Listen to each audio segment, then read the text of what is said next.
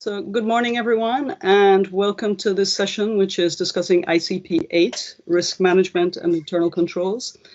And we've assumed that you've gone through the modules, but we're also going to go over the key takeaways out of the modules. So our agenda for the session, which is brief, we only have about 30 minutes. And so first, we're just going to cover the key takeaways, and then we're going to have a few poll questions. And I'd just like to clarify what the poll questions are. These will look like multiple choice questions, but this isn't where you're going to have just one right answer for the question. There are some answers that are more right than others, and after each of the questions, Jules and I will do a little discussion about each of the answers. So we're also going to discuss the actuarial function and the ways in which that differs from the role of the appointed actuary. And we'll have a couple more poll questions after that, and then we'll open up for the Q&A. And we've seen some of the questions that have been submitted in the forum, so we'll be discussing those. And if you have any other questions that come up, then you can raise them then. So the first takeaway from the module is that all of the insurer's activities are carried out by a function. And the functions will either be business functions or control functions. And so the business functions, those are the parts of the insurer that actually do the insurance business. So if you were to speak to somebody who doesn't know much about insurance, they would have a general idea of the whole business of writing policies and how the insurer goes about doing that. And the control functions are support functions. They're functions that help the insurer carry out its business effectively. So they provide support for the business functions, and they help the business functions manage their risks. The whole business of insurance is based on risk because that's what it's all about. Insurers take on the risk that their policyholders bring to them, and insurers have to understand those risks if they're going to remain in business. If the insurer doesn't understand what they're doing, if they don't understand their risks, then they won't be able to properly price for or reserve for their insurance business, and they'll most likely become insolvent. So under ICP 8, they require that a risk management system be set up for the insurer. And the risk management system will cover a number of things. So it will cover the risk appetite, the policies, and the procedures and controls for the insurer. The risk appetite is something that is internal to the insurer. They're going to decide how much risk they're willing to carry. Some insurers will be conservative and will want to make sure that they are going to be safe all of the time. Other insurers are going to be a little bit more risk tolerant. They might be a little bit more willing to take on larger risks. And so that's for the board and management to decide how much risk they want to take. But in order to make sure that they stay within that risk appetite, they have to have policies and procedures that define what that appetite is, how they will stay within it. And they need to have controls that make sure that they follow those policies and procedures. So the way in which these policies and procedures are kept in place are through the control functions. And within the insurer, you're going to have the 4 control functions: risk management, compliance, actuarial, and internal audit. The important thing to keep in mind is that these control functions are support functions. They work in partnership with management and the board. So there has to be some independence between the business functions and the control functions, because the business functions have a different knowledge, different objective. And so the way they're going to go about the business might not be as risk aware as the people who have the experience and knowledge about risk. And so the control functions help the business functions do what they're doing within the risk tolerance, the risk appetite of the insurer. And you need some independence to make sure that the control functions can actually say, okay, we're going a little bit outside of what we want to do. They can't be working exactly shoulder to shoulder with the business functions, but they have to work closely enough that when they're setting risk appetites and risk tolerances, when they're setting controls, that they're working in partnership with the business functions. And one point I want to stress is that the size of a control function will depend upon the size of the insurer. And so a control function might just be one person within the insurer, or for a very large insurer, it'll be an entire department. But for the size of the insurer and for the business they're doing, the control functions have to be properly staffed and resourced.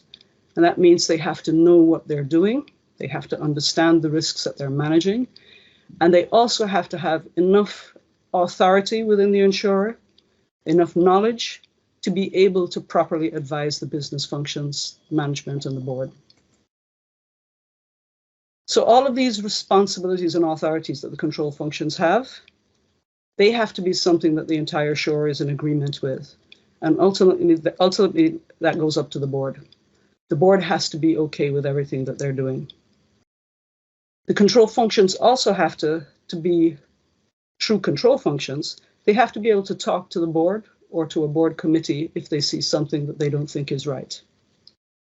They have to be willing and able to act when they see something.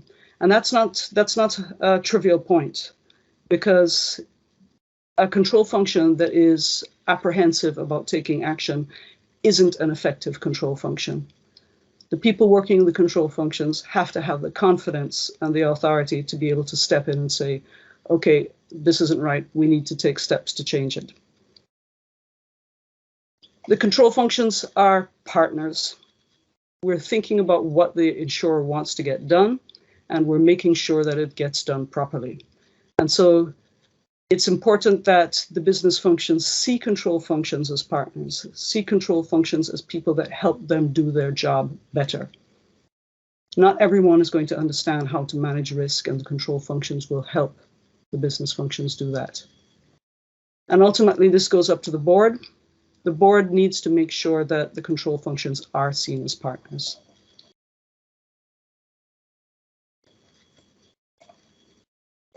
Okay, I'm having a little trouble moving my slides. Just give me a second, please. There we go. So the control functions are part of the 3 lines of defense. So we have the business functions, risk management, compliance, and actuarial, which represent the 2nd line of defense, and internal audit. And the reason for this splitting up is because you have the business functions focusing on what they need to get done. You have the control functions saying, okay, let's all agree on how this is going to be done. And then internal audit saying that, yes, everything is being done properly. And you need that distinction, especially with internal audit, because internal audit is the one that's going to be more distanced, more removed from the day-to-day business. And so they might not get they shouldn't be as caught up in the objectives that can kind of lead an insurer astray. The insurer is trying to make money. The business functions will be looking to make money. And when you make more money, more risk comes in.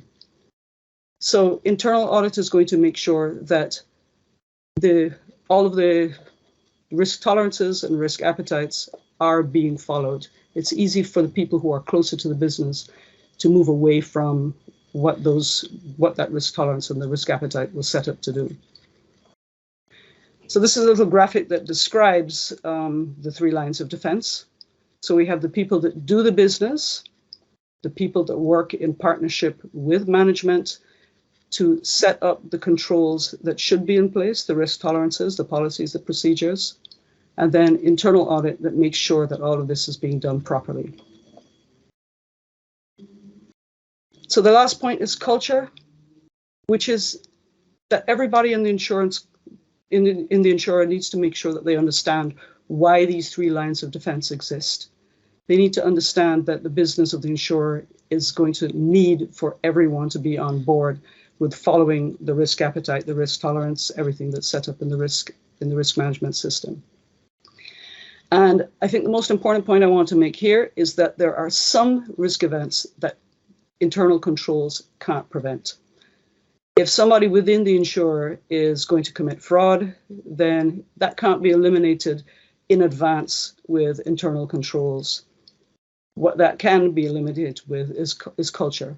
if the people working with the insurer understand why they're doing what they're doing, then the whole incentive to commit fraud is not going to be there.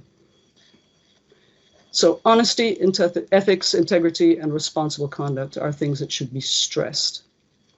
Okay, and we'll go to the first poll question here. So excluding internal audit, should the control functions work closely with the business functions? And I'd like you to click everything that you think applies.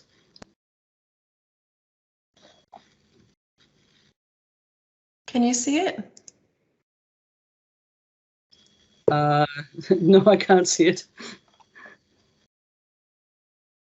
Okay, I can share an image of it.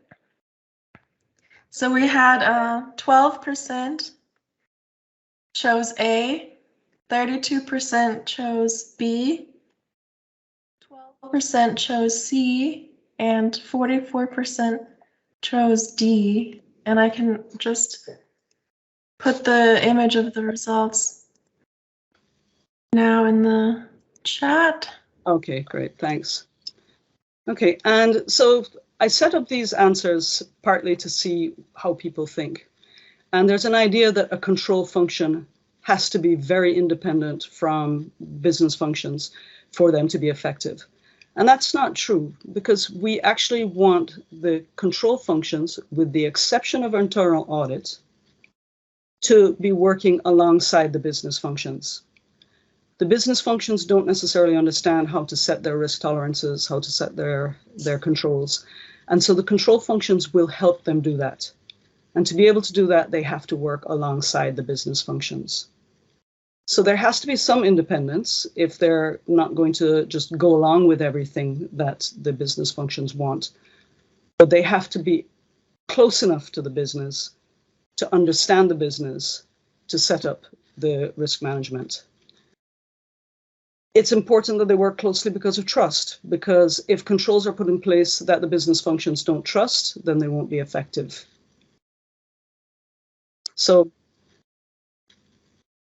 definitely answer C is that they do need to work with the business functions. So that's wrong. And D is probably the one that people would understand most intuitively, because we do need information flow.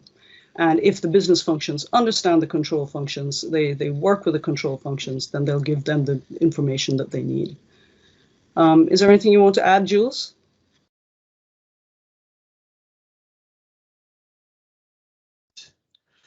Yeah, the point I would make is that in the end, the primary focus is on the business functions to manage their risk. For the second line areas, their primary role is to assist the business functions in doing what they want to do. And the point there is that it is not for the second line functions, actuarial, compliance, and so on, to impose or be policemen. They're collaborators. And that is a cultural issue that needs to be addressed. I take your point that internal audit at a third level, if you like, plays an entirely different role, which is to make sure that the people are doing it and supporting them do what they're supposed to do. But I would emphasize the point is that the fundamental role of risk management lies with the business. The fundamental role of the supporting control function is to support them doing what they're supposed to do anyway. So it's the not policeman role that I think is important. Right, that they help them set up the risk management limits and controls, and it's not that they manage the risk, but that they help the business functions manage their risk. Yeah, so the business functions are doing it, and they're the guys who are making the calls on the front line, and the control function's job is to help them make better calls, not to make the calls for them. Okay, and we have another poll question. So why is internal audit treated differently from the other control functions? Why is there that independence that they have to have from the other control functions? We have about 23 responses. I think I can share this, and then it seems pretty clear which way everyone is leaning. Yeah, well, one of those answers is obviously not good. So, yeah. Okay, so I'm glad nobody clicked A, because yes, it's not a quantitative distinction at all. And it should be clear that internal audit does need to be an independent check on the other functions. And that's why you have that distance between them. Because when you have the second line of defense working closely with the business functions, although they shouldn't be affected by conflicts of interest, they should be working with objectivity. When they work more closely with the business function, there is a danger that they might be a little bit swayed by what the business functions are trying to achieve. And so the internal audit role is going to be to make sure that there's nothing going out of line with what the board and management really want to get achieved. And so we want to make sure that there's no conflicts of interest with all of the control functions. But the distance that internal audit has is a good check on that. So internal audit is not going to be involved in any of the decisions for setting, for example, the controls and the risk limits, but they will be checking that they're being affected, that they're being put in place effectively, that they're being followed effectively. Is there anything you'd like to add, Jules? Yeah, I just make the point that risk management as a function, and therefore the actuarial function, are fundamentally forward-looking into the future. Internal audit and compliance are fundamentally focusing on the past, as in what has happened. And you need to keep those distinctions in mind, because as you go forward and look to the future, you need to be aware of the risks that are coming, and you can't manage those. You can mitigate them, but you can't necessarily manage them or avoid them. So these control functions you need to split them out into those that are fundamentally backward looking, and I'm not saying that's bad, but that's their job, and those that are fundamentally forward looking, which is prospective. Right, so the control functions, the second line of defense control functions will be saying, what should we be doing? And internal audit says, did we do it? Exactly, and that, you know, with the best will in the world, that's a fundamentally backward looking thing. And as I said, that's not bad, because you do need to tick those boxes. But from a point of view of going forward, from the organizational point of view, to a point, it's not the key target. Okay, yeah, agreed. All right, so the next slide, we talk about the actuarial function. And I want to make a little bit of a distinction between the actuarial function and the role of the appointed actuary in the jurisdictions where the appointed actuary is a role that is required by the supervisor. And so the actuarial function is very quantitative, but not exclusively quantitative. But the actuarial function is going to be assisting the business functions and management and the board with understanding the risks that they're facing from an actuarial perspective. Because the calculations that are required for, say, valuation and pricing can be very detailed and very involved, and the people who are doing the day-to-day business of the insurer may not understand the details of those calculations. And so the actuarial function will provide the insurer with the information they need to run their business effectively. So to understand what their liabilities are, to understand how they should put in place their risk management, put in place their reinsurance. And it's not just the liabilities that they're looking at, they're also going to be looking at the investment side as well. So it's easy to forget that the business of an actuarial valuation is not exclusively looking at liabilities. The risks within assets also need to be considered. I'd add to that that the important part here is the matching between the assets and liabilities. It's not the assets, it's not the liabilities in isolation, it's Exactly. the match between them. And the other point I would add to that is that whilst the actuarial function's job is to put a numerical quantification on things, it's the management's job to understand what that numerical quantification means. So it's the interpretation of the numbers, not the generation of the numbers, that's important. Right, so the actuarial function generates the numbers so that management can understand what's happening with the insurer. Well, and also the actuarial function, after they've generated the numbers, their job is to interpret them so that management understands what the numbers mean. So I think there's an extra step in there. Firstly, it's generation. Secondly, it's interpretation. And then you move out of the actuarial functions role, because it's not, actuaries don't determine what businesses do. Businesses determine what businesses do. So the actuarial functions job is to get the numbers, explain what they mean, and then they put them into a decision-making process that management runs, and management takes responsibility.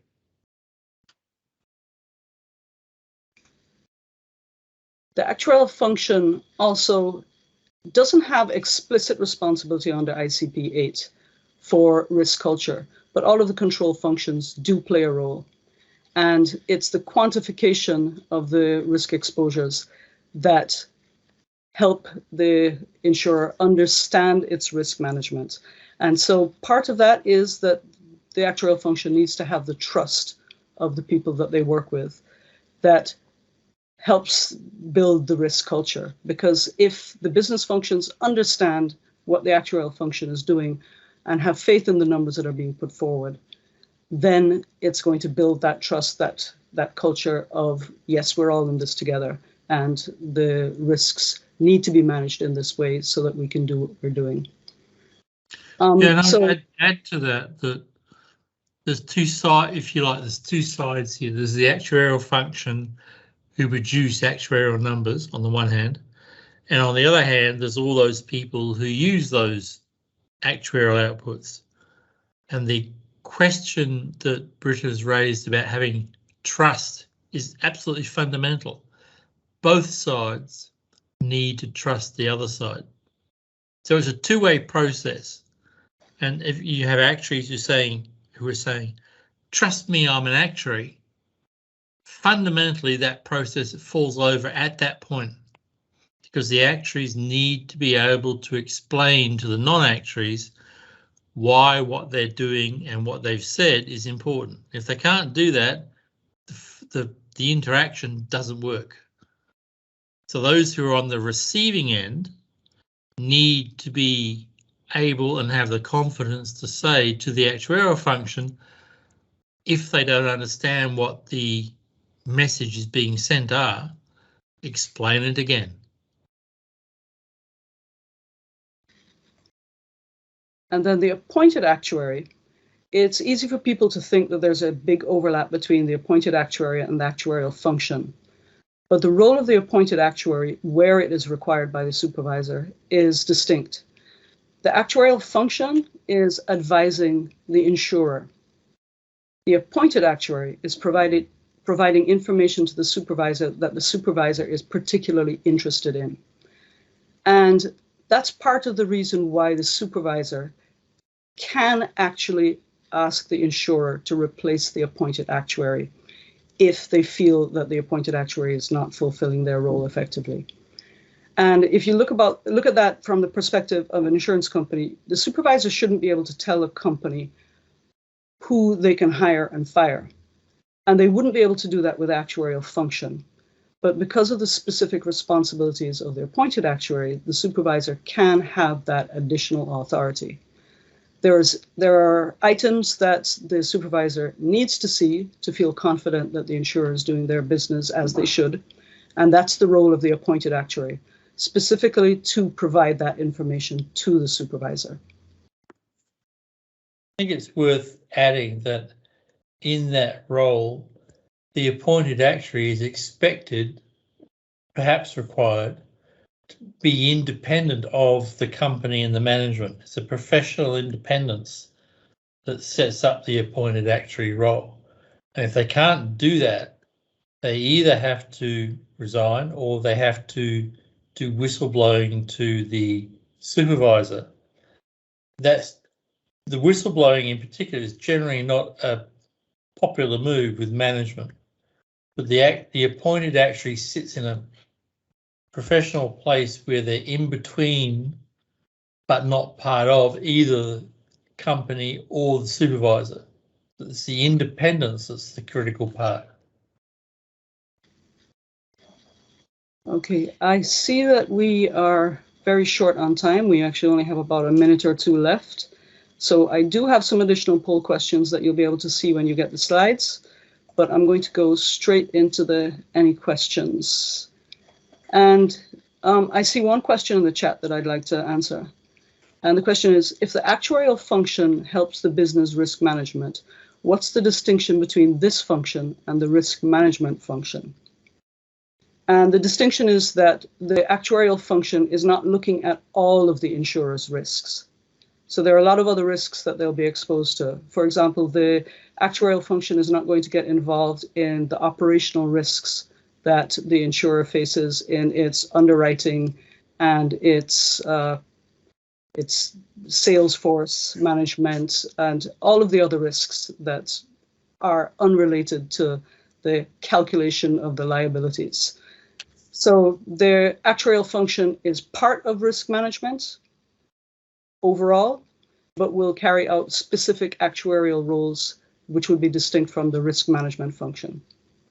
Anything you'd like to add, Jules? Yeah, I think that needs to be a distinction made between the traditional role of actuaries, which tends to be focused on liabilities and financial things, and the broader role, which comes up in financial condition reports in particular, but also to a lesser extent. And the reason I say lesser extent is ORSAs are done by the company for the company, whereas FCRs are done by the appointed actuary in the end independently for the supervisor. So they've got a different game to play. I think it's important that actuaries and the actuarial reports reflect on all the risks that the company is facing, even if some are managed by them and some are not. So it's not a partial process at the FCR and ORSA level. It's a comprehensive process, but the question is who's in charge of which bits. Right, and that's part of the reason as well why ICP 8 does say that there can be overlap or even merging of the second line of defense control functions, because there isn't a clear distinction between everything that risk management covers and actuarial covers. Okay, we're actually out of time for this session now, but I see a number of questions in the chat. So what we will probably have to do is to answer those questions in the forum. So thank you for joining us for this session. And when we have our coffee breaks, then we can maybe one-on-one discuss some of the things that you've raised. Well, thank you.